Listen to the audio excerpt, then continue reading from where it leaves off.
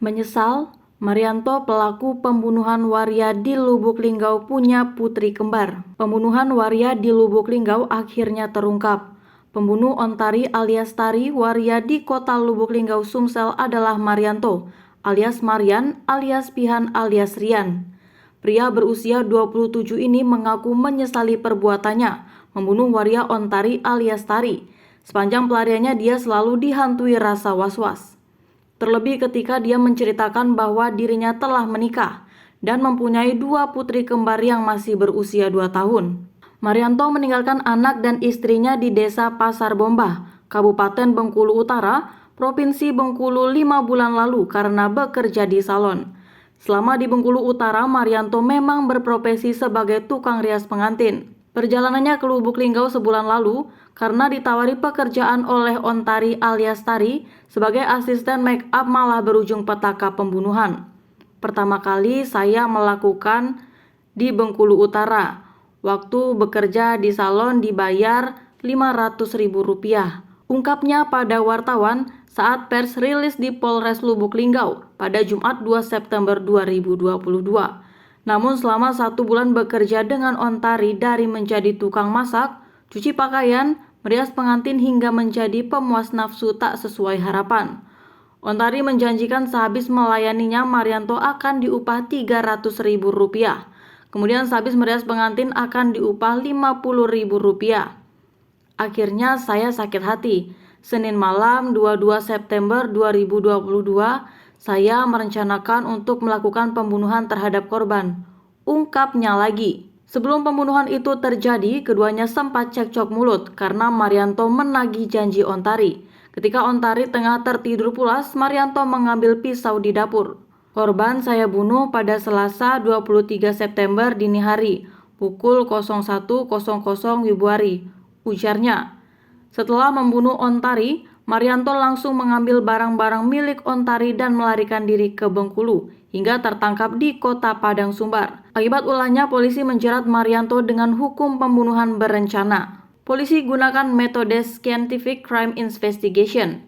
Hal tersebut disampaikan Kapolres Lubuk Linggau, AKBP Harisandi didampingi Wakapolres Kompol MP Nasution, Kasat Reskrim AKP Robi Sugara, Kanit Bidum Ibda Jemi Gumayel saat menggelar pers rilis pada Jumat 2 September 2022. Menurut Kapolres, apa yang dilakukan pelaku menghilangkan nyawa orang lain dengan sengaja adalah perbuatan yang dapat diganjar hukuman berat, paling rendah 20 tahun penjara. Kasus pembunuhan dengan ancaman hukuman minimal 20 tahun penjara, seumur hidup dan paling berat hukuman mati, ungkapnya. Kapolres mengungkapkan pengungkapan kasus ini bermula saat saksi Rosmaini bersama Marita datang ke salon milik korban. Ketika itu keduanya mengambil baju pinjaman korban. Karena ditelepon tidak aktif-aktif, saksi melihat ruko korban terkunci gembok dari luar dan memanggil nama Tari, ungkapnya. Namun saat itu tidak ada jawaban. Lalu saksi melihat di sela pintu jenis rolling ruko milik korban, banyak lalat hijau berterbangan dan saksi mencium bau busuk. Kemudian saksi memanggil warga setempat dan ketua RT 1 untuk membuka ruko bersama anggota Polsek Lubuk Linggau Selatan. Warga melihat Tari dalam keadaan meninggal dunia dengan kondisi mayat membusuk dengan 7 luka tusuk benda tajam jenis pisau di bagian tubuh korban, ujarnya. Setelah mendapat laporan, tim gabungan Polres Lubuk Linggau langsung melaksanakan serangkaian olah TKP dengan pengolahan data digital metode Scientific Crime Investigation. Kemudian, tim Macan Linggau berhasil mendapatkan identitas calon tersangka. Selanjutnya, Kasat Reskrim Polres Lubuk Linggau AKP Robi Sugara langsung membentuk dan memimpin langsung tim gabungan Macan Linggau bersama tim Opsnal Polsek Lubuk Linggau Selatan untuk melakukan upaya penangkapan.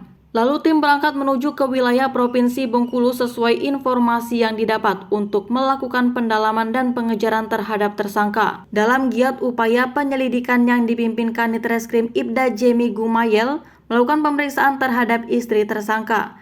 Istri tersangka, Agnes, saat ditemui di Desa Pasar Bombah, Kabupaten Bengkulu Utara mengaku sudah 5 bulan ditinggalkan suaminya dan menunjukkan bukti yang ada dengan pihak keluarga. Lalu, Tim melakukan koordinasi dengan Polsek Air Besi Polres Bengkulu Utara, kemudian tim Macan Arga Makmur Satreskrim Polres Bengkulu Utara, tim Macan Gading Satreskrim Polres Bengkulu Kota, dan tim Macan Muko-Muko.